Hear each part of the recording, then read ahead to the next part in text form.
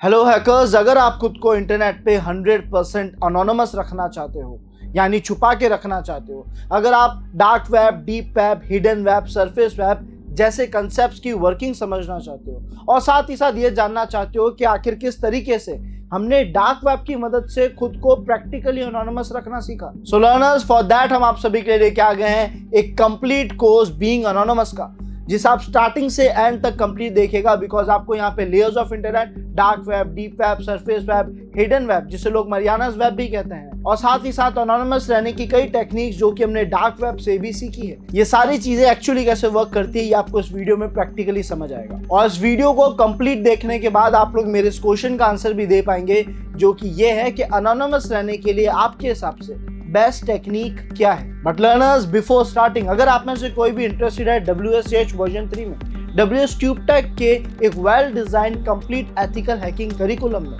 Which is powered by AI। यहाँ पे learners, ये जो करिकुलम है ये स्पेशली डिजाइंड है आपके लिए, ताकि आप लोग बिगिनिंग से लेकर as a beginner ethical hacking की डेप्थ और प्रैक्टिकल लेवल की नॉलेज ले सके। चाहे आप किसी भी फील्ड से बिलोंग करते हो, आपको ये सारे कंसेप्ट समझ आ सके। और साथ ही साथ लर्नर्स, आप लोगों के स्किल्स को अच्छे लेवल पे शार्प करने के लिए आपको यहाँ पे projects, cheat sheets, notes, case studies और कोर्स कंप्लीशन सर्टिफिकेट भी प्रोवाइड कराया जाएगा। आपको एक पर्सनल पोर्टल दिया जाएगा जहाँ पे आप डेली क्लासेस की रिकॉर्डिंग्स देख सकते हैं, और डेली लाइव जूम क्लासेस के अंदर आप मेंटर से डायरेक्ट इंटरेक्ट कर पाएंगे, अपने डाउट्स, अपने प्रॉब्लम्स, अपने एरर्स, और साथ ही साथ करियर को लेकर जो आपके मन में डाउट्स है, जो रोड मैप का पाथ क्लियर नहीं है, वो कंप्लीट रोड मैप आप मेंटर की गाइडेंस में रहकर बना पाएंगे। सो लर्नर्स, अगर आपके लिए साइबर सिक्योरिटी एक पैशन है, आप इस फील्ड में कुछ जेन्युइनली अचीव करना चाहते हैं, देन ये आप लोगों के लिए बेस्ट अपॉर्चुनिटी साबित होने वाली है। तो नीचे डिस्क्रिप्शन में आप सभी को फॉर्म लिंक मिलेगा, जिसे फिल करके आप अभी रजिस्टर कर पाएंगे WSCH वर्जन 3 में। Now learners, enjoy your video, and video के एंड में इस क्वेश्चन का आंसर जरूर देना कि अनोनिमस रहने के लिए बेस्ट टेक्निक क्या होगी।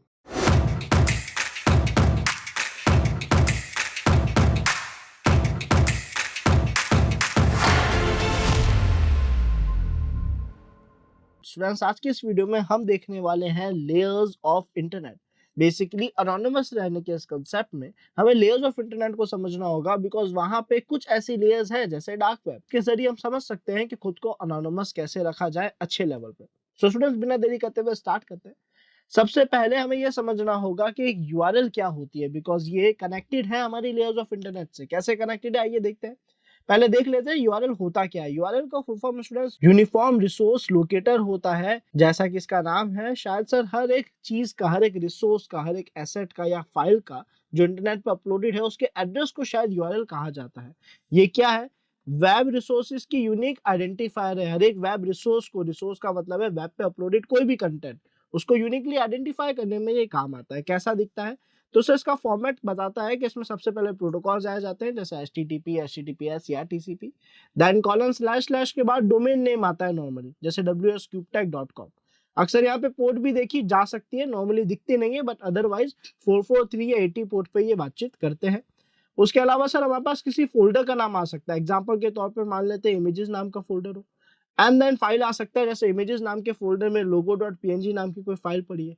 कभी कभार सर यहाँ पे पैरामीटर्स भी देखने को मिल सकते हैं, जैसे ID = 1, ID = 2। तो ये एक URL का फॉर्मेट है।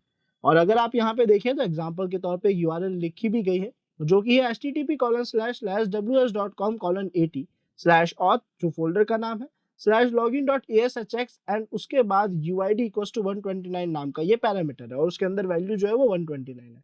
तो कुछ ऐसा दिखता है हमारा URL, और हमने देखे हैं ऐसे बहुत सारे URLs। यानी आज के टाइम पे सर हम जो भी वेबसाइट एक्सेस करते हैं वहाँ URLs तो होते ही हैं, बिना URL के तो वेबसाइट एक्सेस नहीं कर सकते। एक और चीज कि सर URL को URI भी कहा जाता है, उससे सिमिलर ही है। इसका फुल फॉर्म है uniform resource identifier. Basically URL जो है वो हर एक रिसोर्स को यूनिकली आइडेंटिफाई करने का काम करता है, तो इसे URI भी कहा जाता है, यूनिफॉर्म रिसोर्स आइडेंटिफायर भी कहा जाता है। ये इसकी वर्किंग है। तो URL तो अब आप सभी को क्लियर हुआ। अब हमने URL पढ़ा क्यों है स्टूडेंट्स, इसके पीछे रीजन ये है, जिस तरीके से हमने IP को पढ़ा था, IP के कुछ रूल्स थे, पोर्ट्स को पढ़ा था, उनके कुछ रूल्स थे, प्रोटोकॉल्स खुद रूल्स थे, वैसे ही यहाँ पे हमारा जो इंटरनेट है उसका भी खुद का एक रूल है, जो बहुत इंपॉर्टेंट रूल है।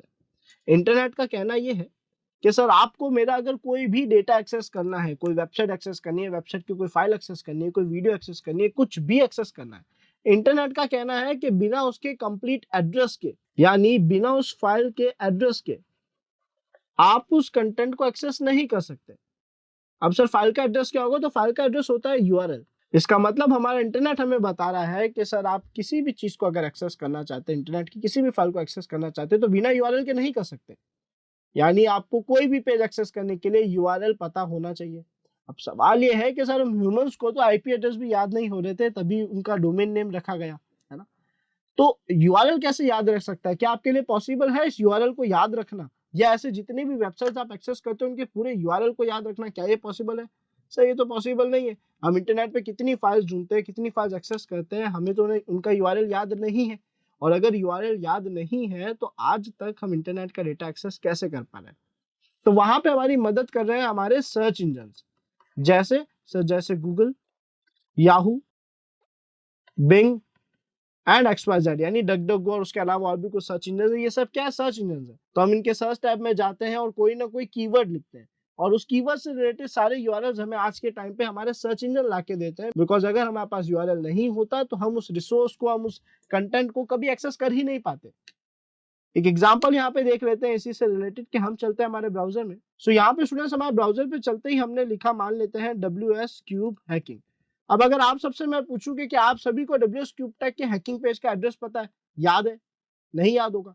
लेकिन अगर मैं WS क्यूब हैकिंग लिख के एंटर प्रेस करता हूँ, तो यहाँ पे आप देख सकते हो हमारे पास WS क्यूब टेक के एथिकल हैकिंग पेज का यूआरएल आ चुका है। अगर आप इस पर क्लिक करेंगे, आपने बस एक कीवर्ड सर्च करा, अगर आप इस पर क्लिक करेंगे तो आप देख सकते हैं ये रहा इस पेज का कंप्लीट एड्रेस, जो सर अगर आपके पास नहीं होता तो आप कभी भी इस पेज को एक्सेस नहीं कर पाते। इसका मतलब अगर मैं यहाँ से कुछ भी चेंजेस करूँ, अगर मैं यहाँ पे थोड़े माइनर चेंजेस भी करूँ, तो आप देखोगे ऐसा कोई पेज हमें नहीं दिखाएगा, बिकॉज हमारा यूआरएल गलत हो चुका है। और जब तक सही एड्रेस नहीं डालेंगे सर, पेज एक्सेस नहीं होगा। इंटरनेट का रूल है, ये चेंज नहीं होगा। तो आज तक हम पेज कैसे एक्सेस कर पा रहे हैं? सर्च इंजन की मदद से एक्सेस कर पा रहे हैं। तो आई होप आप सभी को भी क्लियर हो गया होगा कि इंटरनेट का रूल क्या है, यूआरएल उसमें कितना इंपॉर्टेंट रोल प्ले कर रहा है, और हमारे सर्च इंजन कितना ज्यादा इंपॉर्टेंट रोल प्ले कर रहे हैं।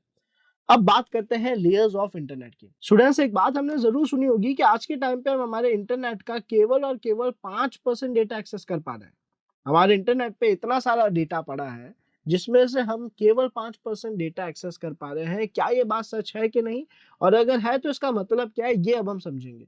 सो असल में हमारी जो सबसे पहले लेयर है ना, सरफेस वेब, वो ये 5% डेटा के बारे में डिस्कशन कर रही है। वो हमें इस 5% डेटा के बारे में बता रही है जो आज हम एक्सेस कर पा रहे हैं इंटरनेट पे।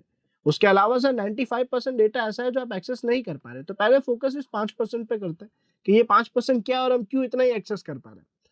तो असल में इस 5% को हम कहते हैं सरफेस वेब।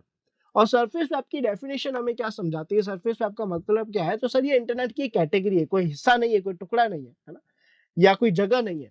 ये एक कैटेगरी है जो हमें ये बताती है कि सर इंटरनेट के वो सारे एड्रेसेस, वो सारे यूआरएल्स, वो सारे पेजेस जो आपका सर्च इंजन जैसे गूगल या कोई भी डकडकगो, बिंग, याहू, कोई भी सर्च इंजन अपने इंडेक्स में, यानी अपने आउटपुट में आपको दिखा सकता है, वो सारा डेटा सरफेस वेब की कैटेगरी में काउंट होगा।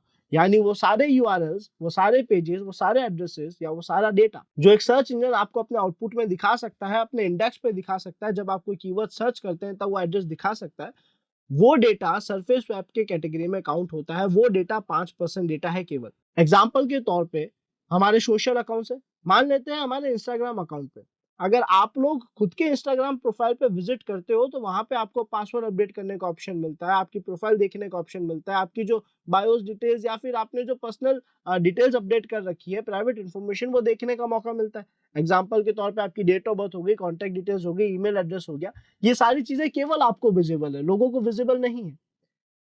अब क्या ये पॉसिबल है कि अगर मैं इंटरनेट पे जाके, सर्च इंजन पे जाके सर्च करूं, एग्जाम्पल के तौर पे अपनी प्रोफाइल देखना चाहूँ, मैं सर्च करूं कि भाई आशीष कुमार का जो इंस्टाग्राम प्रोफाइल है, मुझे उनके कॉन्टैक्ट नंबर दिखाओ या फिर ईमेल एड्रेस दिखाओ, या उस पेज पे ले जाओ जहां पे सारी डिटेल दिखाता है, क्योंकि उस पेज का यूआरएल तो है, लेकिन क्या मैं वो पेज एक्सेस कर सकता हूँ? नहीं कर सकता, वो प्राइवेट डेटा है। वो सर्च इंजन अपने आउटपुट में, अपने इंडेक्स में उसका यूआरएल कभी नहीं दिखाएगा। और ऐसे ही बहुत सारे डेटा, अगर आप कोई कोर्स परचेज करते हैं, अगर आपने WSCryptech से कोई कोर्स परचेज करा है, तो क्या कोई ऐसा यूजर जिसने कोर्स परचेज नहीं करा है, ये ब्राउजर पे सर्च करके इस कोर्स को एक्सेस कर सकता है या आपकी प्रोफाइल को एक्सेस कर सकता है? नहीं कर सकता। तो ऐसा इतना सारा डेटा है जो हमारा सर्च इंजन अपने आउटपुट में नहीं दिखा सकता, अपने इस इंडेक्स में नहीं शो कर सकता। उस पूरे डेटा को ये 95% में काउंट करा जाता है, और जितना डेटा वो सर्च इंजन दिखा सकता है अपने आउटपुट में, चाहे वो कोई भी सर्च इंजन हो, जितना भी डेटा वो अपने इंडेक्सिंग में दिखा सकता है, उसको हम 5% डेटा कहते हैं या सरफेस वेब कहते हैं।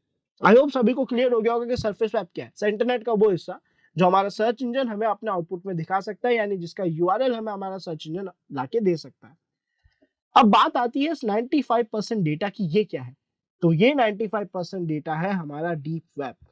डीप वेब इंटरनेट का वो हिस्सा है, हिस्सा भी नहीं कहेंगे, ये वो कैटेगरी है जिसके अंदर पूरा का पूरा वो डेटा जो बिना यूआरएल के एक्सेस नहीं करा जा सकता और जो सर्च इंजन अपना आउटपुट में नहीं दिखा सकता, वो सारा डेटा डीप वेब की कैटेगरी में काउंट होता है। इसका मतलब सर आपका गूगल, याहू, डकडकगो, बिंग जो भी सर्च इंजन है, अगर ये आपको कोई यूआरएल नहीं लाके दे पा रहा है तो वो पूरा डेटा किसी भी रीजन से नहीं लाके दे रहा हूं, यानी अगर आपको कोई भी यूआरएल नहीं मिलता है, कोई एड्रेस नहीं मिलता है किसी पेज का, किसी डेटा का, अब उसके पीछे चाहे रीजन कुछ भी रहा हो, वो पूरा डेटा डीप वेब की कैटेगरी में काउंट होता है। वो पूरा डेटा 95% जो है वो डीप वेब माना जाएगा, जो सर्च इंजन अपने आउटपुट में नहीं दिखा रहा है।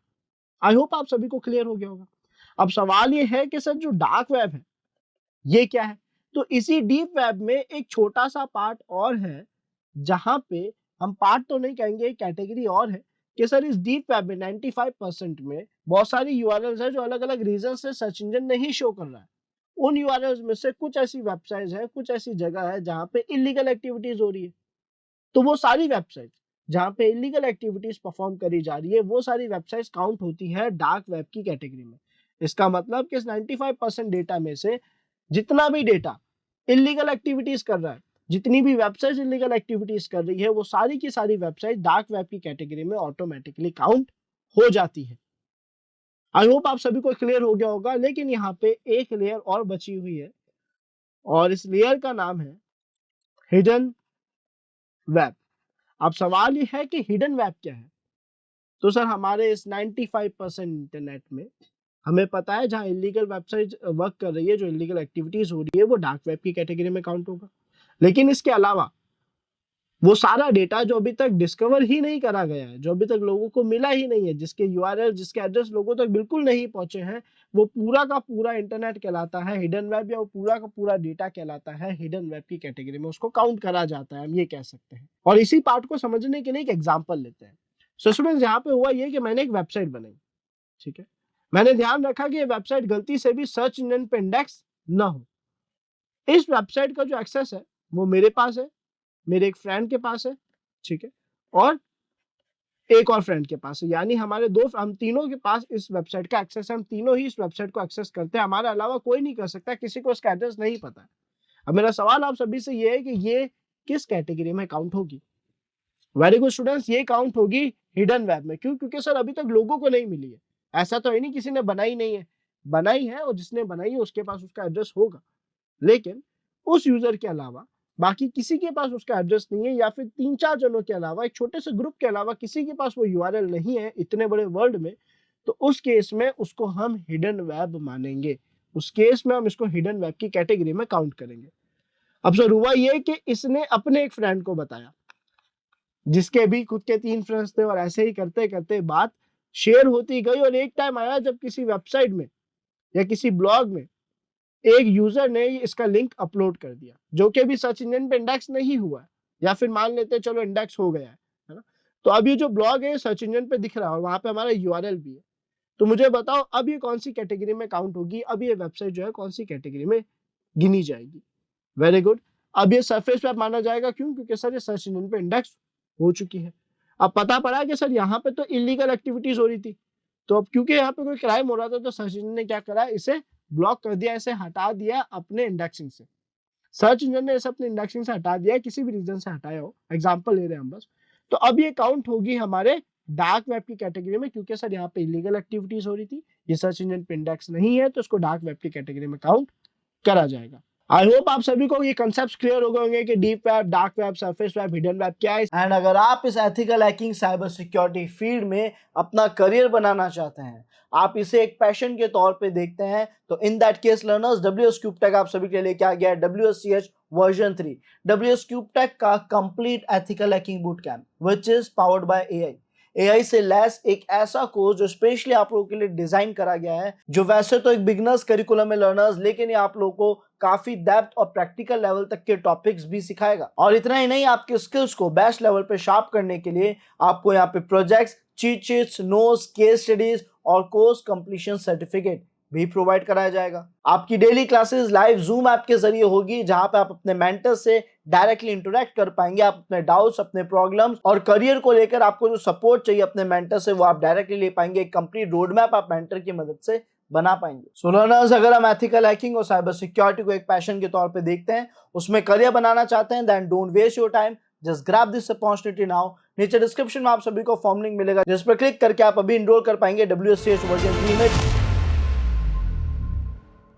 स्टूडेंट्स, आज के इस वीडियो में हम देखने वाले हैं how dark web makes you anonymous. Basically dark web की मदद से एक जो यूजर है, जो डार्क वेब पे ले जाके अपनी वेबसाइट होस्ट कर रहा है, डार्क वेब उसे अनोनिमस कैसे बना पाता है, वहाँ क्या क्या टेक्नोलॉजी यूज हो रही होती है, और वो यूजर या वो एडमिन जिसने डार्क वेब पे अपनी वेबसाइट होस्ट करी है, उसको पकड़ना मुश्किल किन केसेस में हो पाता है या क्यों हो पाता है।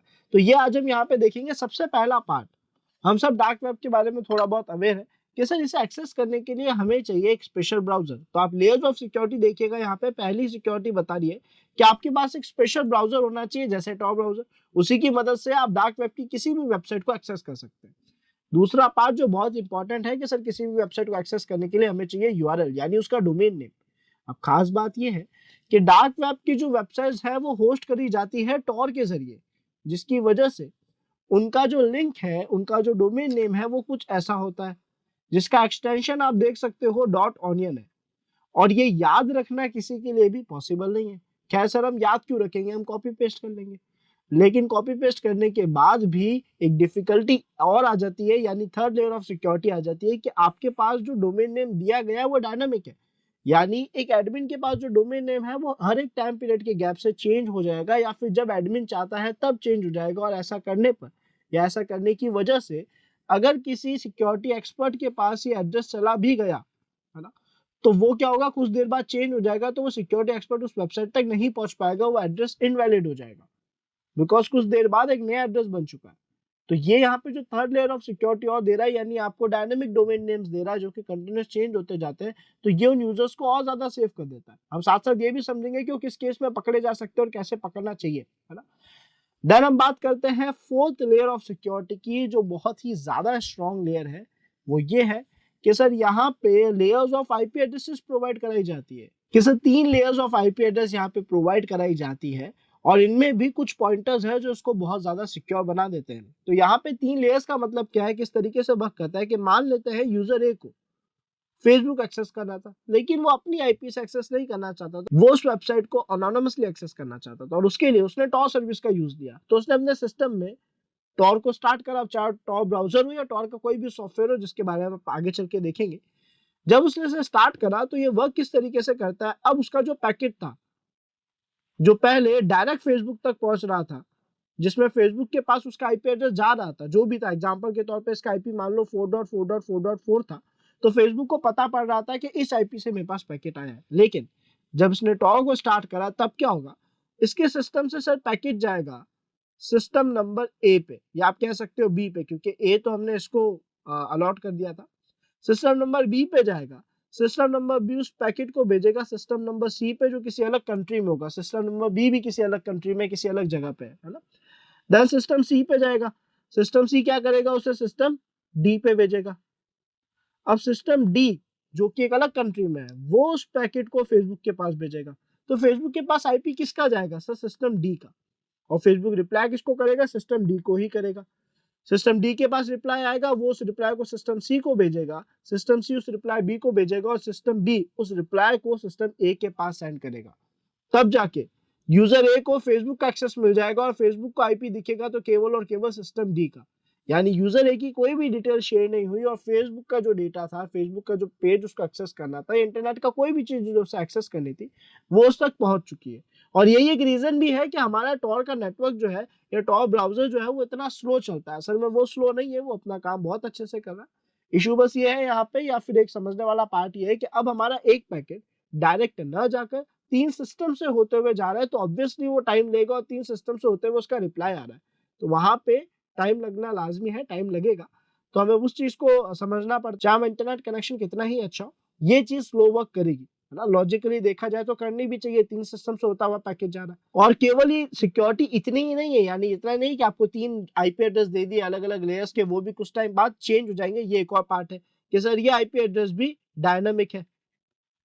आपको ये जो लेयर ऑफ आईपी एड्रेस दिए हैं, ज़रूरी नहीं है कि यही आपके पास रहेंगे, ये सर्किट कंटीन्यूअस चेंज होता रहेगा। एंड एक सबसे अच्छी बात कि सर चाहे कितनी बार भी आपका सर्किट चेंज हो, जो आपको पहला सिस्टम अलॉट करा जाता है, उस सिस्टम पे एक और सिक्योरिटी रहती है कि सर वहाँ पे एक गार्ड होता है। आपको लिखा हुआ दिखेगा गार्ड, जिसका मतलब है यहाँ पे एक्स्ट्रा फायरवॉल कॉन्फ़िगरेशन यानी एक्स्ट्रा सिक्योरिटी अप्लाई कर रखी है ताकि कोई भी जो मेन यूज़र है वहाँ तक ना पहुँच पाए, यानी इसको कॉम्प्रोमाइज़ ना कर पाए, इसमें से डेटा एक्सट्रैक्ट ना कर पाए।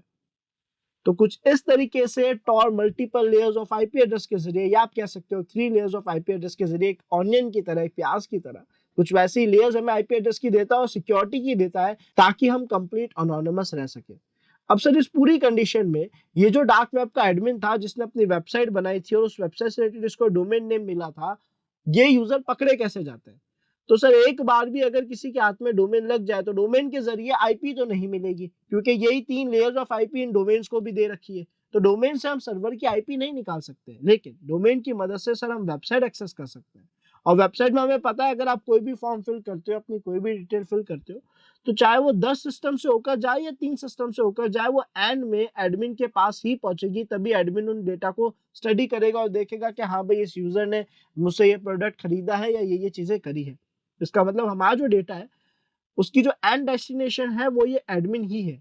तो हम इस डेटा में कई बार वेबसाइट में बग्स ढूंढ के malicious scripts, malicious code inject कर देते हैं, जिसकी वजह से जब ये यहाँ पे जाते हैं और एडमिन इसे एक्सेस करता है तो उसकी सारी डिटेल हमारे पास आ जाती है, एक सिक्योरिटी एक्सपर्ट के पास आ जाती है।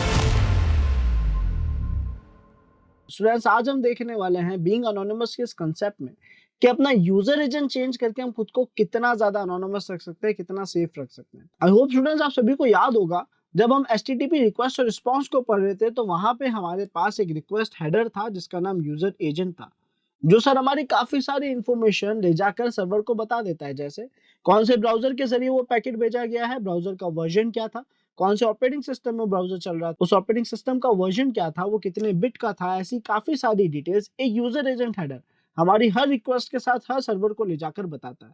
और हम ऑब्वियसली नहीं चाहेंगे कहीं भी हमारी ऐसी कोई भी डिटेल जो है शेयर हो जहां पे हम अनोनिमस रहने से खुद को बचाए, या फिर हमारी नॉर्मल डिटेल भी शेयर नहीं होनी चाहिए। तो उसको सेफ रखने के लिए हम क्या कर सकते हैं, यानी आज हम देखने वाले हैं यूजर एजेंट को चेंज कैसे करा जाए। तो बिफोर स्टार्टिंग पहले देख लेते हैं यूजर एजेंट असल में कितनी इंफॉर्मेशन लेके जा रहा है हमारी। तो हम हमारे ब्राउजर को ओपन करेंगे एंड यहाँ पे हम लिखेंगे व्हाट्स माय ब्राउजर। जब हम ये लिखेंगे तो हमारे पास कुछ वेबसाइट आएगी जो हमें हमारा ब्राउजर डिटेल देगी, वो भी यूजर एजेंट हेडर को रीड करके ही हमें डिटेल देती है। तो उससे हमें आइडिया लग जाएगा हमारा यूजर एजेंट कितनी इन्फॉर्मेशन लेके जा रहा है। मैं यहाँ पे जिस वेबसाइट को ओपन कर रहा हूँ वो है watchmybrowser.org। तो हमने इसे ओपन करा कंट्रोल के साथ एंड यहाँ पे हमारा एक टैब ओपन हो चुका है जो बता रहा है कि सर आपने जो रिक्वेस्ट सेंड करी है ये गूगल क्रोम के 120 वर्जन से जो है सेंड करी, यानी मेरे ब्राउजर का वर्जन बता रहा है। इतना ही नहीं, अगर मैं स्क्रॉल डाउन करूँ तो यहाँ पे आपको ऑपरेटिंग सिस्टम का नाम, आईपी भी दिख रहा है, लेकिन उस आईपी में यूजर एजेंट का कोई रोल नहीं है। वो आईपी रिक्वेस्ट जिसने भेजा उसका दिखा रहा है, तो यहाँ पे यूजर एजेंट का कोई रोल प्ले नहीं होगा। बट अगर आप इसे स्क्रॉल डाउन करें तो यहाँ आप देख सकते हैं आपको साफ साफ हमारा ऑपरेटिंग सिस्टम, यानी मेरा ऑपरेटिंग सिस्टम, उसका वर्जन, कितने बिट का ऑपरेटिंग सिस्टम है, देन हमारे सॉफ्टवेयर जो कि गूगल क्रोम था उसका क्या वर्जन में यूज ले रहा था, ये सारी डिटेल हमारे इस यूजर एजेंट ने सर्वर को बताई, जिसने हमें वापस लाकर भी दिखा दी कि उसको क्या क्या इन्फॉर्मेशन देखने को मिले। अब ऑब्वियस सी बात है सर, हम नहीं चाहेंगे ऐसी कोई भी डिटेल हमारे इंटरनेट पे शेयर हो। तो इसके लिए हम जाएंगे वेब स्टोर पे। वेब स्टोर क्या है सर? वेब स्टोर हमारे ब्राउजर का प्ले स्टोर है ना, ताकि हम ब्राउजर के टूल्स जिन्हें हम एक्सटेंशंस कहते हैं वो यहाँ पे इंस्टॉल कर सके। क्रोम के केस में, गूगल क्रोम के केस में हम इन्हें एक्सटेंशंस कहते हैं, और अगर फायरफॉक्स की बात करूँ तो वहां हम उन्हें एड ऑन्स कहते हैं। तो फिलहाल मैं क्रोम वेब स्टोर पे जाऊंगा और यहाँ से मैं एक टूल, एक एक्सटेंशन डाउनलोड करूंगा जिसका नाम है रैंडम यूजर एजेंट, और एंटर प्रेस करूंगा। जैसे ही मैंने लिखा तो आपको यहाँ पे कुछ टूल्स दिखा रहा है। हम इसमें रैंडम यूजर एजेंट स्विचर जो है ये मैं ऑलरेडी इंस्टॉल कर चुका हूँ और मुझे इसका वर्क नॉर्मली अच्छा लगा, है ना। तो हमने क्या करा, इस पे क्लिक करा और ऐड टू क्रोम का यहाँ पे बटन आएगा, हम उस पे क्लिक कर देंगे।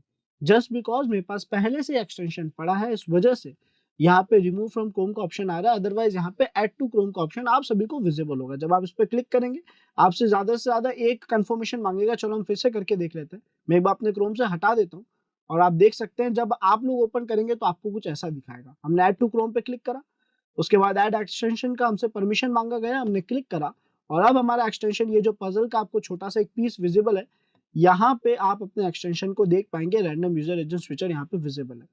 हम पहले इस पे जाते हैं और एक बार के लिए इसे बंद कर देते हैं, पॉज कर देते हैं, है ना।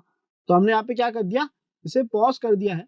और अब अगर मैं अपने ब्राउजर पे जाऊं, यानी वॉच माय ब्राउजर वाले वेबसाइट पे जाऊं, तो फिलहाल तो ये विंडोज 10 और बेसिक जो मेरी रियल डिटेल थी वो दिखा रहा था। तो हमने कहा क्यों ना अब हम डिटेल चेंज करके देखें। तो यहाँ पे हम चलते हैं रैंडम यूजर एजेंट स्विचर पे और हम चाहते हैं कि हमें एक नई आईडी दी जाए, हमें दिखाया जाए एक मैक यूजर, ठीक है। तो हमने क्या करा, इसको स्टार्ट कर दिया और इस पेज को रीलोड कर दिया। ये ऑटो रीलोड भी हो जाएगा, ठीक है। और क्रोम भी नहीं चाहते, हम चाहते हैं सफारी दिखे। फिर से इसको रीलोड करेंगे पेज को। तो अब आप देख सकते हैं यहाँ पे ये बता रहा है कि सर आप सफारी 13 ब्राउजर यूज ले रहे हैं। स्क्रॉल डाउन करोगे अगर आप, तो ये बता रहा है आप OS X 10.7, यानी मुझे एप्पल का डिवाइस शो कर रहा है, बेसिकली मैकबुक जो होता है वो शो कर रहा है। मैंने और स्क्रॉल डाउन करा तो यहाँ पे कोई भी ऐसी डिटेल नहीं है जो मेरी रियल डिटेल है। आप देख सकते हो यहाँ पे Macintosh, Intel Mac OS X 10.7 show कर रहा है। ब्राउजर के नाम की बात करें तो यहाँ पे वर्जन 13.5 जो हमारे सफारी का है 617.34 वो यहाँ पे शो कर रहा है। तो ये क्या थी, ये सर हमारे यूजर एजेंट की डिटेल्स थी जो हमने चेंज कर दी खुद को अनोनिमस रखने के लिए। अब मैं कोई भी वेबसाइट एक्सेस करूं, कोई भी पेज पे विजिट करूं, वो यही समझेगा कि मैं सफारी ब्राउजर से उस वेबसाइट को एक्सेस कर रहा हूं, बिकॉज यूजर एजेंट अब मेरी रियल डिटेल नहीं लेकर जाएगा। एंड अगर आप इस ethical hacking cyber security field में अपना करियर बनाना चाहते हैं, आप इसे एक पैशन के तौर पे देखते हैं, तो in that case learners, WS CubeTech आप सभी के लिए लेके आ गया है WSCH वर्जन 3, WS CubeTech का complete ethical hacking boot camp which is powered by AI से लैस एक ऐसा कोर्स जो स्पेशली आप लोगों के लिए डिजाइन करा गया है, जो वैसे तो एक बिगनर्स करिकुलम में लर्नर्स, लेकिन ये आप लोगों को काफी डेप्थ और प्रैक्टिकल लेवल तक के टॉपिक्स भी सिखाएगा। और इतना ही नहीं, आपके स्किल्स को बेस्ट लेवल पे शार्प करने के लिए आपको यहाँ पे projects, cheat sheets, notes, case studies और कोर्स कंप्लीशन सर्टिफिकेट भी प्रोवाइड कराया जाएगा। आपकी daily classes live zoom app के जरिए होगी, जहां पे आप अपने मेंटर से डायरेक्टली इंटरेक्ट कर पाएंगे। आप अपने डाउट्स, अपने प्रॉब्लम्स और करियर को लेकर आपको जो सपोर्ट चाहिए अपने मेंटर से, वो आप डायरेक्टली ले पाएंगे। एक कंप्लीट रोड मैप आप मेंटर की मदद से बना पाएंगे। सो लर्नर्स, अगर हम एथिकल हैकिंग और साइबर सिक्योरिटी को एक पैशन के तौर पे देखते हैं, उसमें करियर बनाना चाहते हैं, then don't waste your time, just grab this opportunity now. नीचे डिस्क्रिप्शन में आप सभी को फॉर्म लिंक मिलेगा, जिस पर क्लिक करके आप अभी इनरोल कर पाएंगे WSCH वर्जन 3 में। स्टूडेंट्स, आज के इस वीडियो में या अनोनिमस रहने के हमारे इस प्रोसेस में हम देखने वाले हैं कि मैक एड्रेस कैसे चेंज करा जाए। बेसिकली एक ऐसा एड्रेस जो कि एक हार्डवेयर एड्रेस माना जाता है, और इसके बारे में एक बात और कही जाती है कि सर ये हमेशा के लिए परमानेंट बेसिस पे कभी भी चेंज नहीं हो सकता। तो आज हम इसी थ्योरी को थोड़ा सा गलत प्रूफ करेंगे और हम हमारे मैक एड्रेस को चेंज करना भी सीखेंगे और हमेशा के लिए चेंज करना भी सीखेंगे। सो बिना देरी करते हुए स्टूडेंट स्टार्ट करते हैं। सबसे पहले हम जाएंगे हमारी काली मशीन पर एंड यहाँ पे हमारे टर्मिनल को स्टार्ट कर देते हैं। स्टूडेंट्स, मैक एड्रेस को चेंज करने के बेसिकली दो प्रोसेस है। पहला ऑटोमेशन तरीका है और दूसरा मैनुअल तरीका है। तो पहले हम मैनुअल तरीके को अप्लाई करके इसकी वर्किंग समझ लेते हैं, ताकि फ्यूचर में अगर कोई ऑटोमेशन टूल ना भी हो हमारे पास तो अभी हम मैनुअली मैक एड्रेस चेंज कर सके। देन हम एक ऑटोमेशन तरीके की मदद से अपने मैक एड्रेस को चेंज भी करेंगे और उस रूल में मॉडिफिकेशंस भी करेंगे। तो हमने यहाँ पे रूट परमिशन दे दी है sudo su के जरिए, पासवर्ड में हमने काली लिखा है, डिस्प्ले हम जूम कर चुके हैं और अब हम यहाँ पे कमांड लिखेंगे ifconfig। ये लिखने पे सर हमारे सभी इंटरफेसेस और उनकी नेटवर्किंग से डिटेल्स हमारे सामने आ जाती है। जैसे आप देख सकते हैं यहाँ पे ETH0 लिखा हुआ दिखा रहा है, जिसका मतलब इथरनेट है, और चाहे यहाँ पे ETH0 हो, WLAN 0 या कोई भी डिवाइस हो, प्रोसेस बिल्कुल सेम रहेगा।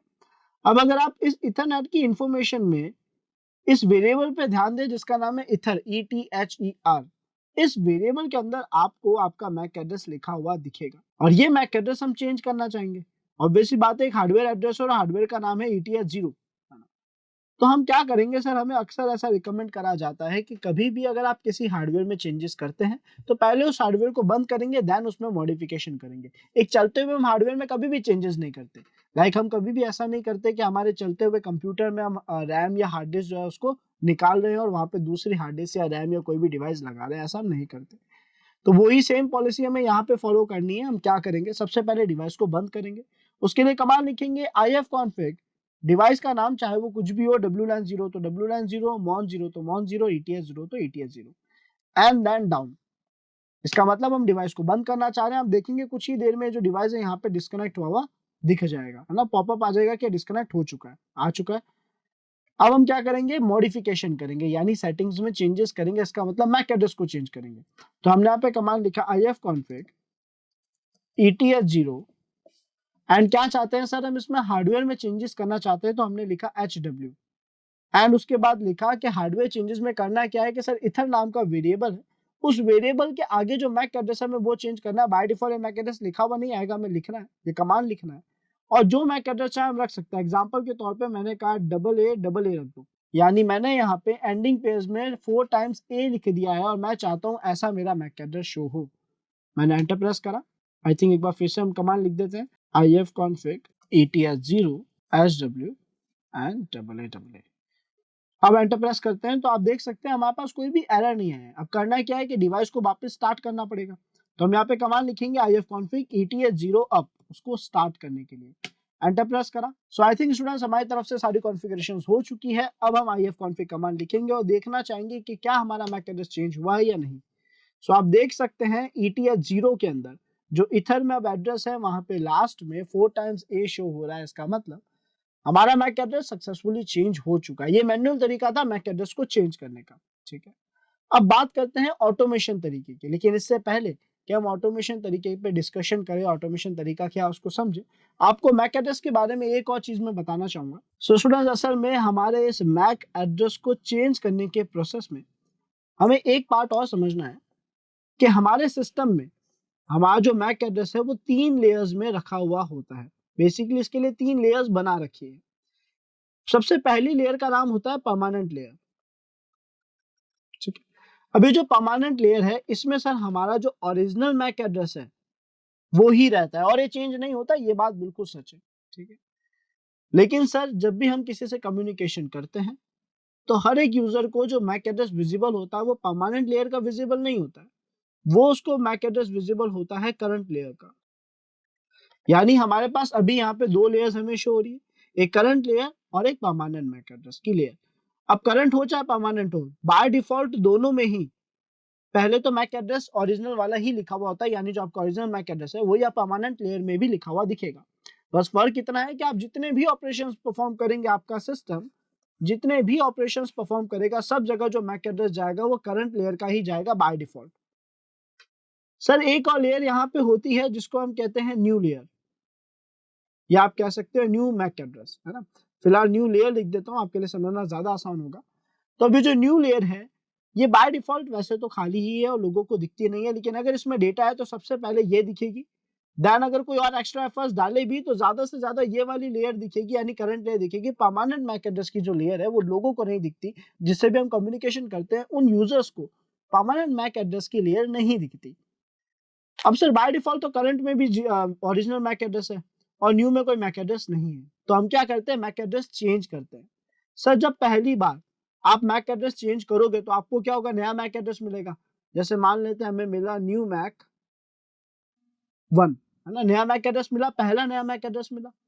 तो जब आपको पहला नया मैक एड्रेस मिलेगा तो ये मैक एड्रेस सीधा चला जाएगा आपकी न्यू लेयर में।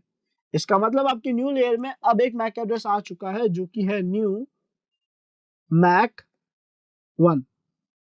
अब होगा सर यहाँ पे ये कि आप जब भी किसी से कम्युनिकेशन करेंगे तो न्यू लेयर का ही मैक एड्रेस उनके पास जाएगा, लेकिन कहीं ना कहीं चांसेस है कि वो शायद करंट लेयर का भी मैक एड्रेस देख सके। और अगर ऐसी चांसेस है और अगर उनको करंट एड्रेस में मेरा ओरिजिनल मैक एड्रेस दिख गया तो ये सेफ तो नहीं माना जाएगा।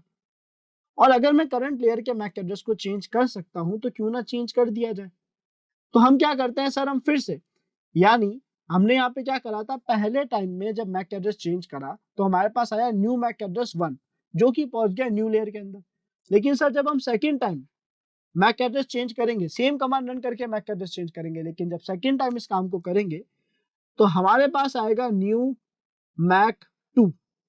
और ये जो न्यू मैक 2 है, अब यहाँ डिफरेंस ये होगा, यहाँ पे फर्क ये आएगा कि सर जो एड्रेस पहले न्यू मैक एड्रेस के पास था वो ट्रांसफर कर दिया जाएगा हमारे करंट मैक एड्रेस में, और आपने जो न्यू मैक 2 एड्रेस नया जनरेट करा है वो आ जाएगा आपकी न्यू लेयर के पास। इसका मतलब न्यू लेयर में आपके पास आ चुका है न्यू मैक 2।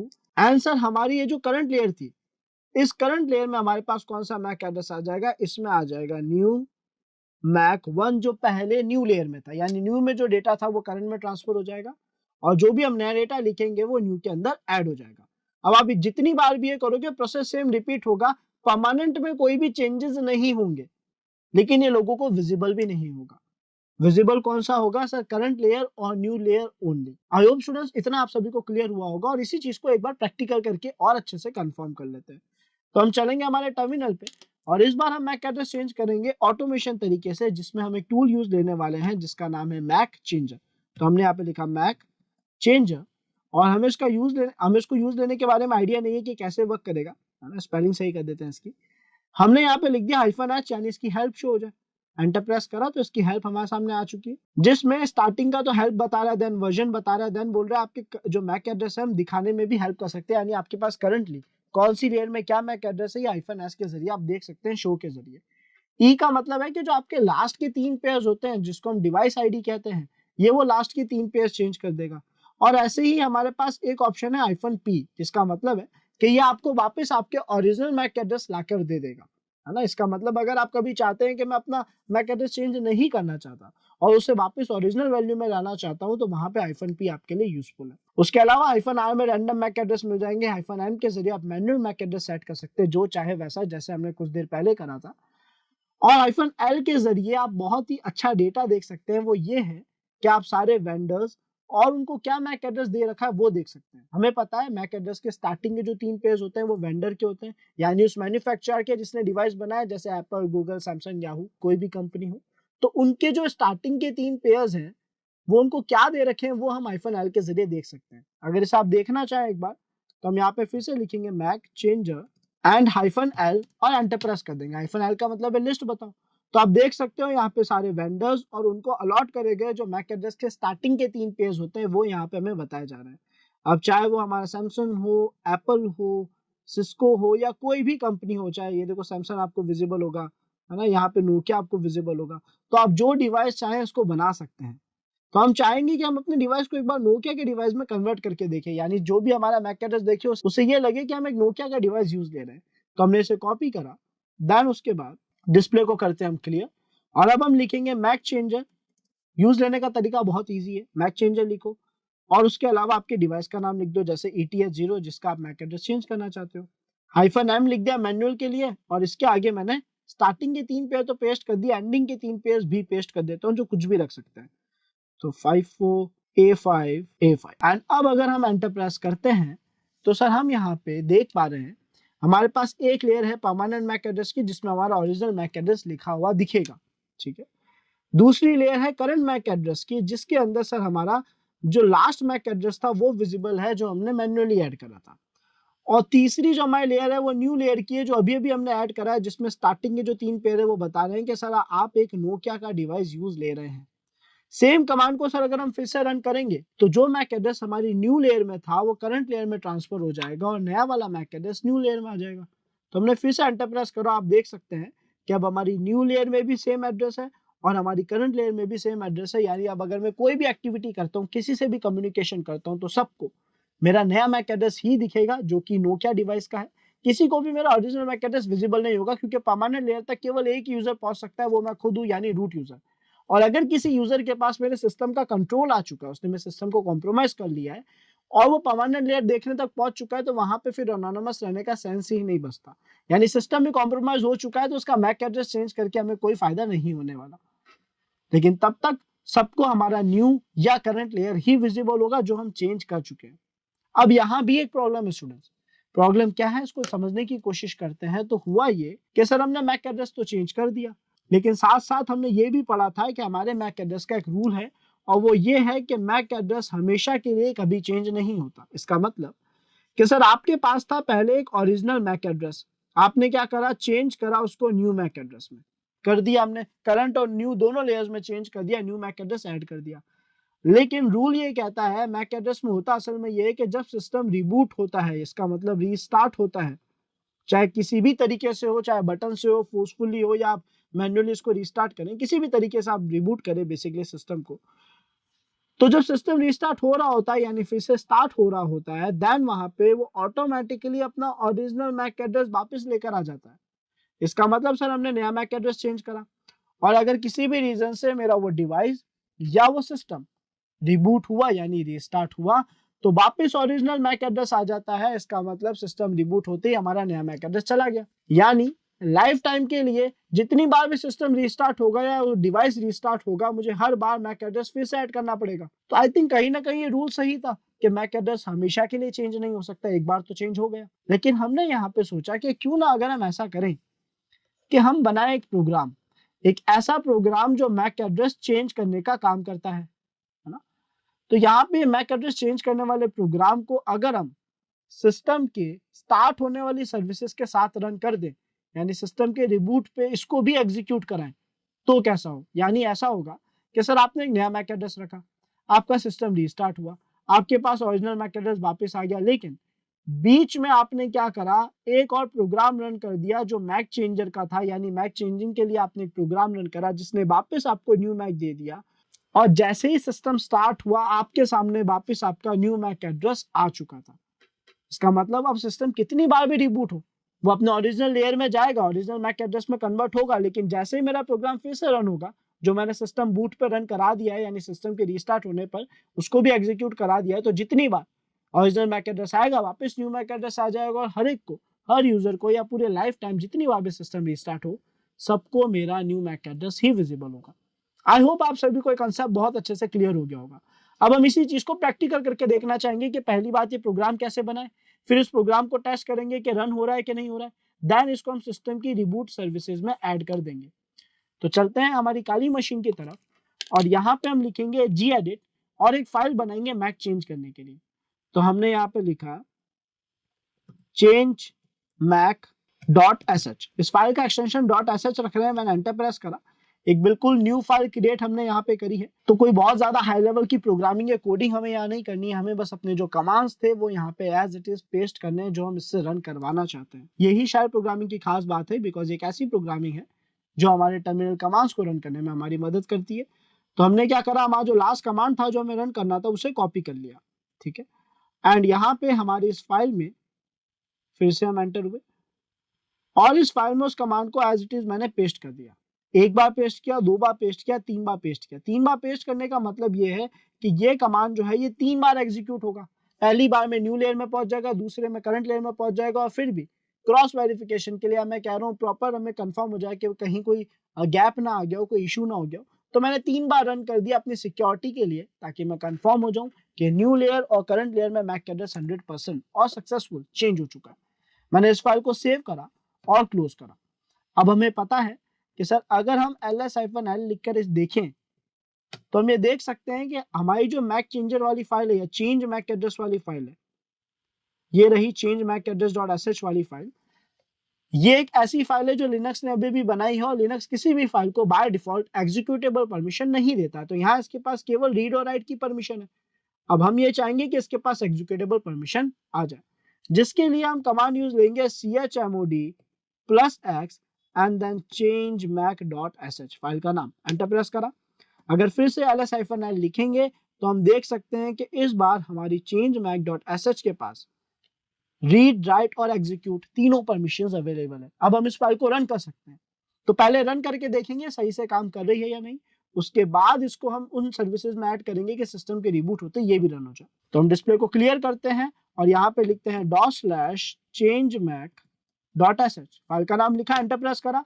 आप देख सकते हो यहाँ पे इसने पहली बार कमांड को एग्जीक्यूट करा सक्सेसफुली, दूसरी बार कमांड को एग्जीक्यूट करा एंड तीसरी बार कमांड को एग्जीक्यूट करा। यानी ये अपना काम बहुत अच्छे से कर रही है, ये फाइल बिल्कुल से अपना वर्क कर रही है। इस फाइल की लोकेशन देख लेते हैं, तो इसकी लोकेशन है होम काली और फाइल का नाम है change-mac.sh, जिसको मैं कॉपी कर लेता हूं। अब हम क्या करेंगे सर, तो इसको हम चाहते हैं कि सिस्टम रिबूट सर्विसेज पे रन हो जाए। सबसे पहला कमांड हम लिखेंगे इसके लिए cron tab -e यानी एडिटिंग। cron tab वो टूल है जिसको मैं गाइड कर सकता हूँ कि सिस्टम के रिबूट होते ही सबसे पहले क्या रन करना है। है ना, या कब क्या टास्क परफॉर्म करना है। तो जब आप पहली बार इस फाइल को ओपन करेंगे तो आपको ये फाइल कुछ ऐसी विजिबल होगी। ये फाइल नैनो एडिटर के जरिए ओपन हुई है, जिसका मतलब है यहाँ पे हमारे कर्सर्स वर्क नहीं करेंगे, हमें थोड़ा बहुत काम कमांड लाइन के जरिए करना होगा। मैं एंटर प्रेस करूंगा, न्यू लाइन मिल गई, अपर एरो के जरिए मैं फ्रेश लाइन में गया और यहाँ पे मैंने लिखा @reboot/home/kali and then change mac.sh। सो यहाँ पे हमने क्या करा है, हमने बोला कि सिस्टम के रीस्टार्ट होते ही एक फाइल को रन करना है और उस फाइल का लोकेशन दे दिया कि होम फोल्डर में, काली फोल्डर में change mac.sh नाम की फाइल है, इसको आपको एग्जीक्यूट यानी रन करना है। कंट्रोल एस के जरिए मैं सेव करूंगा, रोड 24 लाइंस लिखा हुआ है यानी सेव हो चुका है। कंट्रोल एक्स के जरिए एग्जिट कर दूंगा। ये कमांड रन करते ही हमें एक दो कमांड और रन करने हैं सर्विस को एक डिफॉल्ट सर्विस बनाने के लिए, ताकि हर बार सिस्टम के रिबूट होते ही क्रॉन टैब स्टार्ट हो जाए और वो अपना काम करना चालू कर दे। तो हम पहला कमांड लिखेंगे सर्विस क्रॉन स्टार्ट, दूसरा कमांड लिखेंगे systemctl स्टार्ट क्रॉन, तीसरा कमांड लिखेंगे update rc.d cron defaults and finally अब जो लास्ट कमांड हम यहाँ पे लिखेंगे वो है रिबूट, यानी हम सिस्टम को रीस्टार्ट करेंगे ये देखने के लिए कि क्या हमारा क्रॉन हमारा मैक एड्रेस चेंज कर रहा है कि नहीं कर रहा है। तो अगर सर सिस्टम को रिबूट करने के बाद यानी रीस्टार्ट करने के बाद हमारे पास ओरिजिनल मैक एड्रेस ही दिखा हमें, इसका मतलब फाइल वर्क नहीं कर रही, हमसे कहीं कोई गलती हुई है। ध्यान रखना है पूरा प्रोसेस मैंने रूट परमिशन में करा है, तो आप लोग भी जब इस ऑपरेशन को परफॉर्म करें तो रूट परमिशन में ही परफॉर्म करें। अब हमें देखना है कि ये काम कर रहा है कि नहीं, अगर नहीं करेगा यानी कहीं ना कहीं कोई मिस्टेक तो होगी, हम उससे सॉल्व करने की कोशिश करेंगे। यूजर नेम लिख दिया काली, पासवर्ड लिख दिया काली, लॉगिन कर दिया और अब हम चलते हैं हमारे टर्मिनल में और ifconfig कमांड को रन करके देखते हैं। तो यहाँ हम हमारे टर्मिनल में पहुंच चुके हैं, हमने इसे जूम करा और सीधा ही ifconfig लिख दिया।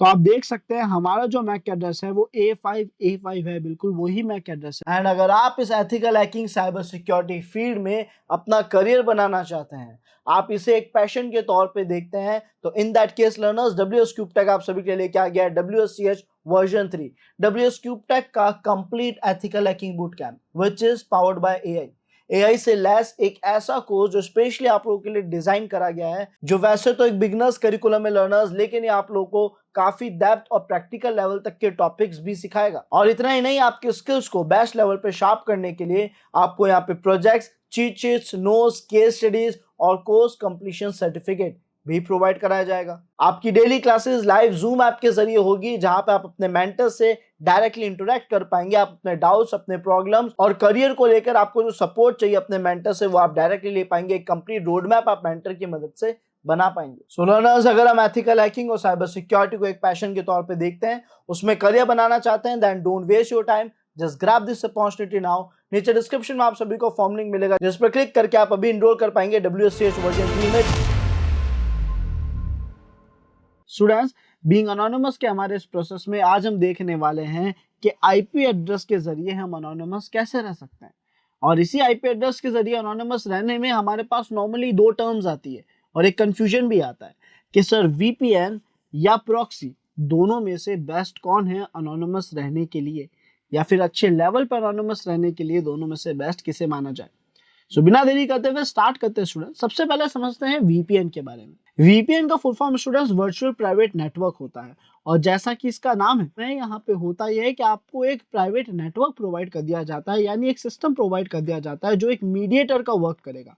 इसका मतलब कि सर ये एक नॉर्मल यूजर है, उसने अपने सिस्टम में VPN सर्विस को स्टार्ट करा।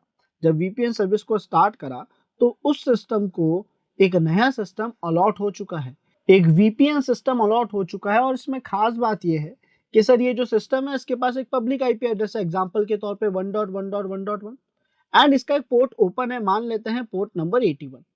तो यहाँ पे हमारे सिस्टम ए ने यानी यूजर ने अपने VPN सिस्टम से कनेक्ट कर लिया है उसकी पोर्ट नंबर 81 पे। अब अगर ये यूजर अपने ब्राउजर में जाके कहता है कि इसे फेसबुक एक्सेस करना है, तो उस केस में ये पैकेट सीधा जाएगा हमारे VPN सिस्टम के पास एंड देन ये VPN सिस्टम जो फेसबुक का सर्वर होगा उस फेसबुक सर्वर को पैकेट सेंड करेगा।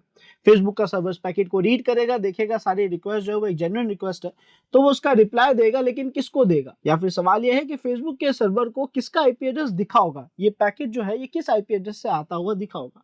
तो सर फेसबुक को दिखेगा कि पैकेट आया है 1.1.1 आईपी से, है ना, 1.1.1.1 आईपी से।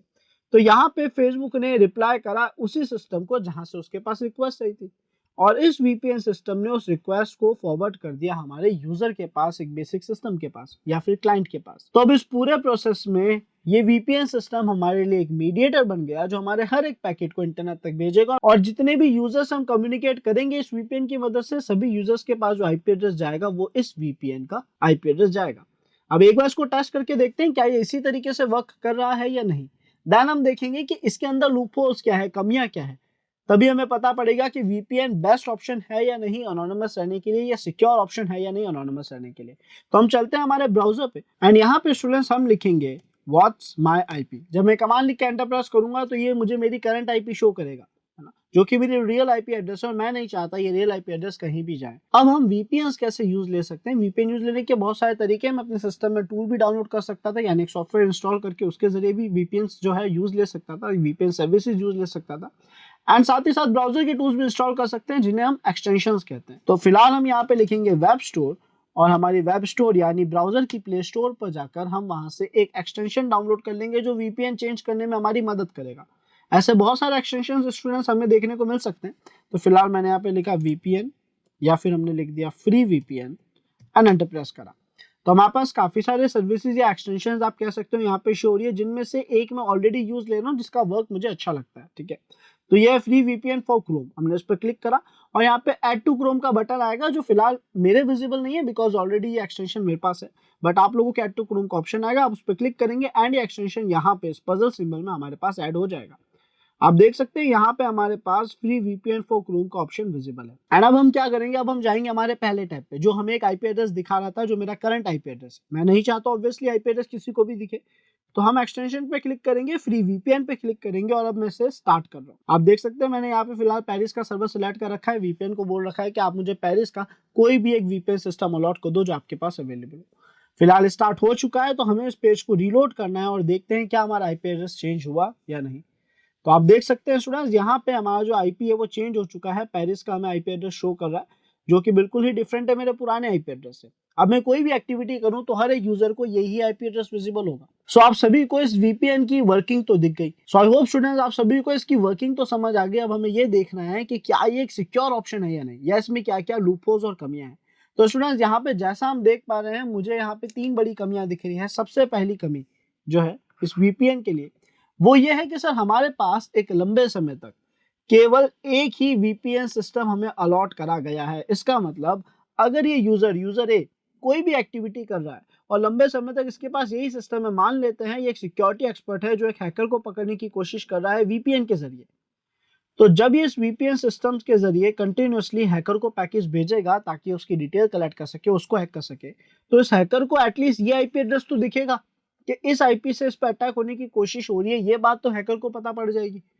और अगर सर हैकर ने यहाँ पे रिवर्स हैकिंग परफॉर्म कर दी हमारे इस सिस्टम पे, तो एक टाइम पीरियड के गैप के बाद तो ये सिस्टम कॉम्प्रोमाइज हो जाएगा। और अगर ये सिस्टम कॉम्प्रोमाइज हो गया सर, तो इससे जुड़ा हुआ सिस्टम यानी हमारी डिटेल भी लीक हो जाएगी, सिक्योरिटी एक्सपर्ट की डिटेल भी लीक हो जाएगी।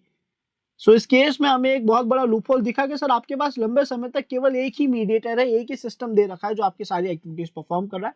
अगर कोई भी यूजर उस सिस्टम तक पहुंच जाता है, कोई अटैकर उस सिस्टम तक पहुंच जाता है, तो आप तक पहुंचना डिफिकल्ट बिल्कुल नहीं रहेगा। तो ये एक बड़ा लूपहोल हमें लग रहा है कि लंबे समय तक हमारे पास एक ही वीपीएन सिस्टम या एक ही मीडिएटर हमें अलॉट कर रखा है। देन सेकंड पॉइंट जो यहाँ पे है वो ये है कि सर हर एक वीपीएन डिवाइस में यानी सिस्टम में एक लूपहोल होने की, एक कमी होने की, एक वल्नरेबिलिटी होने के चांसेस रहते हैं जिसका नाम है डीएनएस लीक।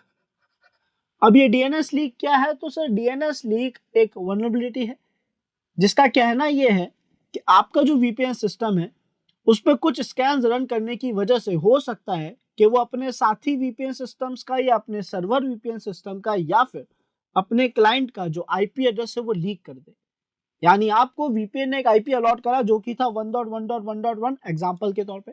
अब अगर आप यहाँ पे स्कैनिंग करते हैं और ये आपको कोई भी दूसरा आईपी शो कर रहा है उस स्कैन में, एक डिटेल्ड स्कैन में जिसको हम डीएनएस लीक टेस्ट कहते हैं, अगर वहां पे ये कोई भी दूसरा आईपी एड्रेस आपके लीक कर रहा है, कोई भी दूसरा आईपी एड्रेस आपको शो कर रहा है, तो उसको हम सिक्योर नहीं मानेंगे। हो सकता है वो इसके एडमिन का आईपी हो जिसके जरिए हम तक पहुंचना डिफिकल्ट ना रहे, हो सकता है वो हमारा ही आईपी लीक कर दे। दोनों ही केसेस पॉसिबल है डीएनएस लीक की वजह से। सो ऑब्वियसली हम नहीं चाहेंगे कि यहाँ पे डीएनएस लीक पॉसिबल हो, बट अक्सर किसी भी सिस्टम में, किसी वीपीएन सिस्टम में, मैं सर्विस का नहीं कह रहा, चाहे वो नॉट वीपीएन या किसी भी वीपीएन की सर्विस हो, उनके द्वारा दिए गए किसी भी वीपीएन सिस्टम में ये कमी होने के चांसेस हो सकते हैं। तो हम क्या करेंगे, एक टेस्ट करके देखेंगे क्या हमें जो फिलहाल वीपीएन अलॉटेड है वहां पे डीएनएस लीक की कमी तो नहीं है। तो हम फिर से जाएंगे हमारे ब्राउजर में एंड यहाँ हम लिखेंगे डीएनएस लीक टेस्ट और एंटर प्रेस करेंगे। हमारे पास जो सबसे पहली वेबसाइट है, आप देख सकते हैं dnsleaktest.com। हम उस पर क्लिक करेंगे और वो हमारा बाय डिफॉल्ट आईपी जो अभी हमारे वीपीएन के जरिए में अलॉटेड है वो ग्रैब कर लेगा एंड देन हम वहाँ पे दो तरीके के टेस्ट रन करेंगे। पहला टेस्ट जो है वो एक स्टैंडर्ड टेस्ट, एक नॉर्मल टेस्ट है जिससे हमें एक ओवरऑल आइडिया लग जाएगा। और अगर हम चाहें तो एक एक्सटेंडेड टेस्ट यानी एक बड़ा टेस्ट भी रन कर सकते हैं ताकि हमें 100% अश्योरिटी मिल जाए कि ये जो आईपी मुझे करंटली अलॉटेड है क्या इसमें डीएनएस लीक की कमी है या नहीं। तो हमने कहा स्टैंडर्ड टेस्ट पर क्लिक करके देखते हैं। सो आप देख सकते हैं स्टूडेंट्स, यहाँ पे इसने कोई भी दूसरा जो आईपी है या दूसरा कोई डोमेन है वो लीक नहीं करा है, लेकिन इसने अपना जो सर्वर का डोमेन था वो लीक कर दिया है, जिसके जरिए हम सर्वर तक पहुंच सकते हैं, वहां से इंफॉर्मेशन ले सकते हैं। हालांकि इतना डिफिकल्ट नहीं है, ये ऐसे भी पॉसिबल हो पाता, बट अच्छी बात यह है कि इसने कोई भी दूसरा आईपी डोमेन लीक नहीं करा। अब हम चाहेंगे कि इसको और अच्छे से कंफर्म करने के लिए एक एक्सटेंडेड टेस्ट यानी एक बड़ा टेस्ट रन कर दे ताकि हमें 100% अश्योरिटी हो जाए कि यहाँ पे किसी भी तरीके से दूसरा आईपी एड्रेस लीक नहीं हो रहा है। इसका आउटपुट आने में थोड़ा टाइम लगेगा, तब तक हम वेट करेंगे। सो स्टूडेंट्स, यहाँ पे आप देख सकते हैं कि हमारा एक्सटेंडेड टेस्ट का आउटपुट आ चुका है और इसने किसी भी आईपी एड्रेस को लीक नहीं करा है। बट इसका मतलब ये नहीं है कि वीपीएन सर्विस के जरिए में जो भी सिस्टम्स मिलते हैं वो सब सिक्योर होते हैं। हमें हर एक सिस्टम को एक बार टेस्ट करना पड़ता है कि वहाँ पे डीएनएस लीक टेस्ट की वल्नरेबिलिटी, डीएनएस लीक की वल्नरेबिलिटी ना हो। आई होप स्टूडेंट्स ये दो पॉइंट्स तो आपको क्लियर हो गए होंगे। अब बात आती है तीसरा लूपहोल पॉइंट क्या है या मुझे तीसरा ऐसा सिक्योरिटी इशू क्या लगता है। वो ये है स्टूडेंट्स की रिसेंटली हमारे गवर्नमेंट ने जितने भी वीपीएन सर्विस प्रोवाइडर्स हैं उन्हें बाउंड कर दिया है कि आपके जो भी यूजर्स है, अगर हमें किसी यूजर की इंफॉर्मेशन की जरूरत पड़ती है, उनके लॉग्स, डेटा जो उन्होंने एक्टिविटीज जो परफॉर्म करी है उसके लॉग्स की जरूरत पड़ती है, तो आपको वो इन्फॉर्मेशन, वो लॉग्स हमें प्रोवाइड करने पड़ेंगे। और नो डाउट काफी सारी वीपीएन सर्विसेज के लिए एग्री हो गई है, तभी वो अपनी सर्विसेज को यहाँ पे यूज ले पाएगी इंडिया में। सो स्टूडेंट्स, देखा जाए तो अगेन प्राइवेसी फैक्टर के हिसाब से हम वीपीएन को एक सेफ ऑप्शन नहीं मानेंगे, बिकॉज हमारी जो डेटा है वो उतना भी ज्यादा प्राइवेट नहीं रहा। आई होप आप सभी को वीपीएन का पार्ट क्लियर हो गया होगा, वीपीएन में होने वाले लूपहोल समझ आ गए होंगे, जिससे हमें एक पार्ट क्लियर हुआ, किसी भी लॉन्ग टर्म एक्टिविटी या बड़ी एक्टिविटी, किसी क्रिमिनल को पकड़ने के लिए भी, एक लंबे अटैक के लिए हम वीपीएन पे ट्रस्ट नहीं कर सकते। सो देन हमारे पास आता है प्रॉक्सी नाम का ऑप्शन। अब ये प्रॉक्सी नाम का ऑप्शन क्या और किस तरीके से वर्क कर रहा है इसको हम बहुत अच्छे से यहाँ पे समझते हैं। हो सकता है प्रॉक्सी जो वीपीएन के लूपहोल्स थे उनको हटा दे।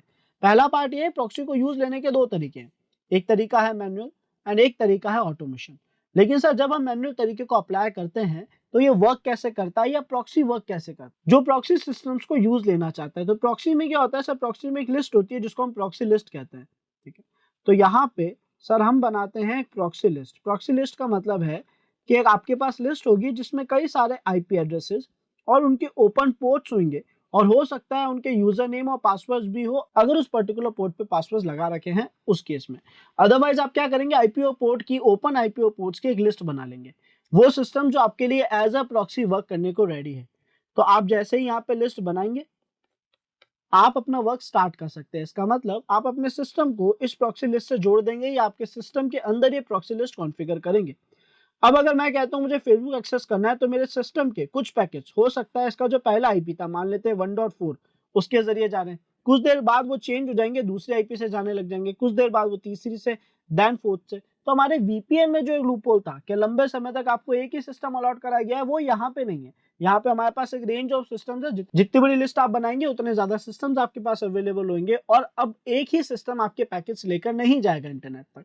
कुछ देर तक हो सकता है सिस्टम 1 ले जाए, देन सिस्टम 2 की बारी आ जाए, देन सिस्टम 4 की बारी आ जाए। तो इस तरीके से आपकी आईपी जो है वो स्विच होती जाएगी, यानी आप जिस भी यूजर से बातचीत कर रहे हैं उसके पास ये पैकेट्स अलग अलग आईपी एड्रेसेस से जाते रहेंगे, हर एक टाइम पीरियड के गैप से डायनेमिकली आईपी चेंज होती रहेगी। तो पहले लूप होल से जो वीपीएन का पहला कमी था, लंबे समय तक एक सिस्टम अलॉट करना, वो यहाँ पे रिजॉल्व हो जाता है, वो यहाँ पे सेफ हो जाता है। बट सर यहाँ पे एक इश्यू हमें फेस करने को मिलता है कि ये जो प्रॉक्सी लिस्ट का मैनुअल तरीका है, मैनुअल तरीके में हमें ये प्रॉक्सी यानी आईपी और पोर्ट्स को ढूंढ के लाने पड़ते हैं, जो कि एक सही ऑप्शन नहीं रहता। बिकॉज हम क्या करते हैं सर, हम फ्री वेबसाइट्स पे जाते हैं, जैसे एग्जांपल के तौर पे हम क्या करेंगे सर, हम ब्राउजर पे जाएंगे और सर्च करेंगे प्रॉक्सी लिस्ट और एंटर प्रेस करेंगे, तो अब मेरे पास कुछ वेबसाइट आएगी जो कहेगी कि मैं आपको आईपी और पोर्ट्स और प्रोटोकॉल्स बता रहा हूँ ताकि आप अपने प्रॉक्सीज को यूज ले सके।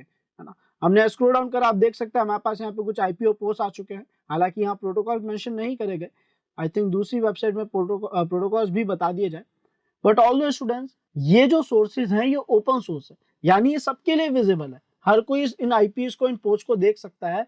और अगर कोई पहले से ही इन आईपीएस पे एज अ अटैकर या as a listener, as a monitor या स्नाइपर बन के बैठा है, तो उस केस में वो हमारे लिए काफी ज्यादा हार्मफुल हो सकता है, हमारे सिस्टम पे रिवर्स हैकिंग भी हो सकती है और हमारी इंफॉर्मेशन, हमारा डेटा, हमारी प्राइवेसी भी शायद सेफ ना रहे। तो ये एक ऑप्शन जो है मैनुअल प्रॉक्सी कॉन्फ़िगरेशन का, हम इसको बहुत ज़्यादा बेस्ट नहीं मान पाते, बिकॉज इसके अंदर हमारे लिए इतने सारे आईपी एड्रेसेस और पोर्ट लाकर उनमें से फिल्टर करके या फिर बेस्ट क्वालिटी के आईपीज निकालना इतना ज़्यादा फिजिबल नहीं हो पाता, या हम इतने एफर्ट्स नहीं डाल पाते। तो अब इसी काम को बहुत ही परफेक्ट लेवल पे करने के लिए हमने सोचा क्यों ना ऑटोमेशन प्रोसेस का यूज लिया जाए।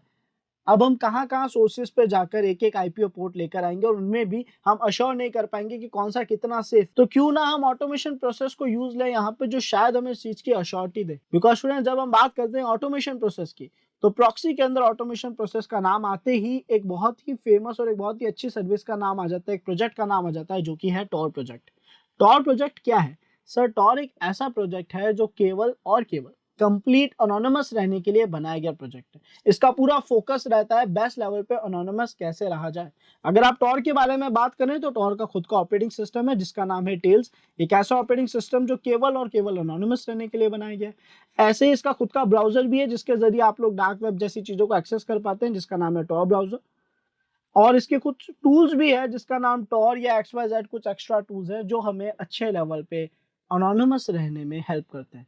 तो हमने सोचा क्यों ना एक ऐसा प्रोजेक्ट जिसका पूरा मोटिव, पूरा फोकस ही अनोनिमस रहने पर है, जो अपनी सर्विसेज को दिन ब दिन बेस्ट करता जा रहा है अनोनिमस रहने के लिए, हम उसी की उन सर्विसेज को यूज लेके खुद को अनोनिमस रखें। तो यहाँ पे बात आ जाती है कि टॉर के जरिए अनोनिमस रहने में हमें क्या क्या प्रोसेस है। इससे पहले कि हम उन सारे प्रोसेस को देखिए, एक बार टॉर के जरिए अनोनिमस रहने के प्रोसेस को प्रैक्टिकल देख लेते हैं। हम चाहें तो हमारी विंडोज मशीन को भी यूज ले सकते हैं, हम चाहे तो लिनक्स मशीन को भी यूज ले सकते हैं, हमें बस वहाँ पे टॉर ब्राउजर को यूज लेने की जरूरत है, नहीं डाउनलोड करने की जरूरत है। तो फिलहाल आप देख सकते हैं मैंने यहाँ पे टॉर ब्राउजर को डाउनलोड करके इंस्टॉल कर रखा है। हम इसे ओपन करेंगे और देखते हैं हमें किस लेवल की सिक्योरिटी प्रोवाइड करता है। और अगर ये क्वेश्चन है कि सर हम टॉर ब्राउजर कहाँ से डाउनलोड या इंस्टॉल कर सकते हैं, तो बहुत इजी प्रोसेस है। हम अपने ब्राउजर पे जाएंगे और वहां पे जाके लिख देंगे टॉर ब्राउजर, और जैसे आप एंटर प्रेस करेंगे यहाँ पे डाउनलोड टॉर ब्राउजर का ऑप्शन आ चुका है टॉर प्रोजेक्ट की वेबसाइट में। और जब हम यहाँ जाएंगे सर, तो हमारे पास ये रहा डाउनलोड टॉर ब्राउजर का ऑप्शन। हम किसी भी ऑपरेटिंग सिस्टम के लिए, चाहे एंड्रॉइड हो, चाहे लिनक्स हो, चाहे मैक हो, चाहे विंडोज हो, किसी के लिए भी टॉर को डाउनलोड कर सकते हैं और फिर इंस्टॉल कर लेंगे। अब इसको यूज लेके देखते हैं सर। तो यहाँ पे ऑलवेज कनेक्ट ऑटोमेटिकली ऑप्शन को मैंने टिक कर दिया है और कनेक्ट बटन पे क्लिक कर रहा हूँ ताकि अपने सर्किट से कनेक्ट कर सके। इसके जरिए आपको बहुत डिटेल में समझ आ जाएगा कि क्यों टॉर के नेटवर्क को, टॉर के इस प्रॉक्सी नेटवर्क को ऑनियन लेयर्स कहा जाता है या मल्टीपल लेयर्स की सिक्योरिटी कहा जाता है, ये किस तरीके से वर्क कर रहा है। आई थिंक हमारा सर्किट जल्द ही क्रिएट हो जाएगा और उसके बाद हम किसी भी वेबसाइट को विजिट करेंगे और देखेंगे काम कैसे कर रहा है। अब किस वेबसाइट को विजिट करा जाए, तो हमने कहा WSCubeTech पे ही चलते हैं। तो हमने यहाँ पे लिखा WSCubeTech.com और एंटर प्रेस कर दिया। अब सर टॉर स्लो क्यों चलता है, इसके पीछे का रीजन भी आप सभी को बहुत अच्छे से क्लियर हो जाएगा यहाँ पे। फिलहाल आप देख सकते हैं WSCubeTech.com की वेबसाइट ओपन हो रही है एंड इसको ओपन होने में एक बेसिक टाइम जो है या उससे ज्यादा टाइम जो है वो लग रहा है, नॉर्मली नहीं लगता इतना टाइम। इसके पीछे भी एक रीजन है। फिलहाल वेबसाइट ओपन आई थिंक करीब करीब हो ही चुकी है।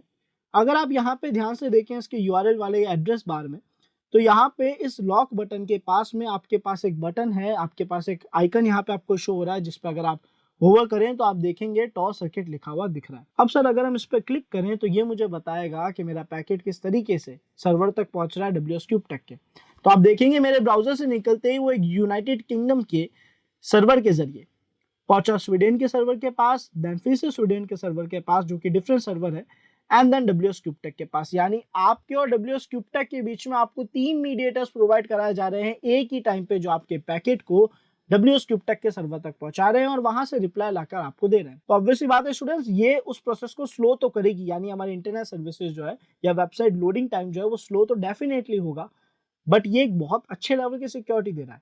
और इसमें अगर हम ध्यान से देखें तो जो सबसे पहला सिस्टम हमें अलॉट करा गया है, आप चाहें तो सर्किट चेंज कर सकते हैं। आप देखें मैंने यहाँ पे क्लिक करके सर्किट फिर से चेंज करा है। जितनी बार भी आप सर्किट चेंज करेंगे, एक बात आप डेफिनेटली देखेंगे, जो भी आपको पहला सिस्टम अलॉट करा जाएगा उस पहले सिस्टम में आपको एक गार्ड जरूर मिलेगा। जरूरी नहीं हर बार यूनाइटेड किंगडम का ही हो, फिलहाल कोइंसिडेंस ऐसा है कि हमें उसी का मिल रहा है, बट सर हमें एक जो भी पहला सिस्टम मिलेगा वहां पे हमें एक गार्ड प्रोवाइड कराया जाएगा। इस गार्ड का मतलब है कि इस सिस्टम को एक्स्ट्रा सिक्योर कर रखा है, फायरवॉल कॉन्फ़िगरेशंस कर रखी है ताकि इसको हैक करना या इस तक पहुंचना डिफिकल्ट हो जाए। अब इसकी ओवरऑल वर्किंग को अगर हम बहुत ध्यान से समझें तो हमें टॉर किस तरीके से एनोनिमस रख रहा है देखते हैं। सो सर टॉर क्या कर रहा है, ये यूजर है, यूजर ए है ना।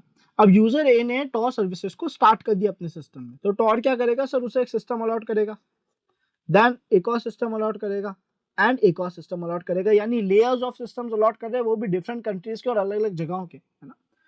और फाइनली हमारा पैकेट पहुंचता है एक सर्वर तक। अब अगर इसने लिखा कि इसे फेसबुक से बात करनी है, यूजर ने कहा फेसबुक कम्युनिकेट करना है, तो इसके सिस्टम से पैकेट जाएगा हमारे टॉर के पहले सिस्टम के पास जिसका नाम हम बी रख देते हैं। बी से ये जाएगा सी यूजर के पास, सी से जाएगा डी के पास एंड डी से जाएगा ये सीधा हमारे फेसबुक के सर्वर के पास। फेसबुक को किसका आईपी दिखेगा सर, ऑब्वियसली बात है जो डी यूजर था, जो हमारा टॉर का थर्ड सिस्टम था, केवल उसका आईपी एड्रेस विजिबल होगा। फेसबुक उसको रिप्लाई करेगा, वो उस रिप्लाई को फॉरवर्ड करेगा सी के पास, सी करेगा बी को एंड बी लाएगा हमारे मेन यूजर यानी ए के पास। अब इस प्रोसेस में ऑब्वियसली बात है मेरे पास 3 लेयर्स ऑफ आईपी एड्रेस है अलग अलग कंट्रीज के। जो जो पहली लेयर है आईपी की, वहां पे सर स्पेशल गार्ड और लगा हुआ है जो एक्स्ट्रा सिक्योरिटी प्रोवाइड कर रहा है ताकि कोई भी इसको कॉम्प्रोमाइज ना कर पाए या इसमें मिलिशियस पैकेज सेंड ना कर पाए। एंड इसी वजह से हमारे जो पैकेज है हमारे पास लेट आते हैं, वो डिले लेते हैं, टाइम लेते हैं, बिकॉज सर अब हमारा पैकेट डायरेक्ट सर्वर तक नहीं जा रहा है या एक मीडिएटर के जरिए सर्वर तक नहीं जा रहा है, वो 3 सिस्टम से होकर सर्वर तक जाएगा और सर्वर से जब रिप्लाई लाएगा तो वो भी 3 सिस्टम से होते हुए आएगा। तो ऑब्वियसली बात है वो टाइम लेगा। लेकिन स्टूडेंट्स ये जो लेयर्स ऑफ आईपी एड्रेसेस हमें मिल रही है एक ऑनियन की तरह, वो हमें एक बहुत अच्छे लेवल पे एनोनिमस रखने में मदद कर रही है। मेरी कोई भी डिटेल गलती से भी यहाँ पे आईपी की तो शेयर नहीं हो सकती। आई होप आप सभी को कंसेप्ट समझ आ गया होगा कि प्रॉक्सी के अंदर हम बहुत ट्रस्ट करते हैं ऑटोमेशन में टॉर सर्विस पे, और इसकी मदद से हम बहुत अच्छे लेवल पे एनोनिमस भी रह सकते हैं। सो स्टूडेंट्स आई होप आप सभी को आज का हमारा कंसेप्ट क्लियर होगा। मिलते हैं नेक्स्ट वीडियो में। Thanks for watching this video.